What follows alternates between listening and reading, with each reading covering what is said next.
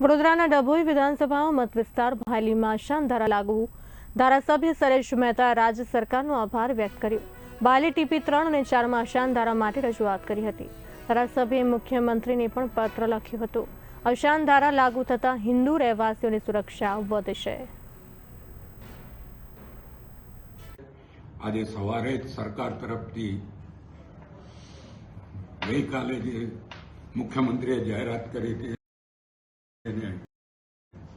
આજે અમારી પાસે જે પરિપત્ર મોકલવામાં આવ્યો છે કે ભાયલી વિસ્તારની ટીપી 3 અને 4ના કેટલાક વિસ્તારોમાં જે લોકોની લાગણી અને માંગણી હતી અને 22ની ચૂંટણીમાં ભાયલી ખાતેની જાહેર સભામાં અમે જાહેરાત કરી હતી કે ભાયલીમાં અશાનધારો આવશે। આજે સરકારે અશાનધારાને મંજૂરી આપી છે, ત્યારે હું આપના મારફત ભારતીય જનતા પક્ષની ગુજરાત સરકાર અને ખાસ કરીને માનનીય મુખ્યમંત્રી ભૂપેન્દ્ર પટેલ અને નાયબ મુખ્યમંત્રી હર્ષ સંઘવીનો દિલથી આભાર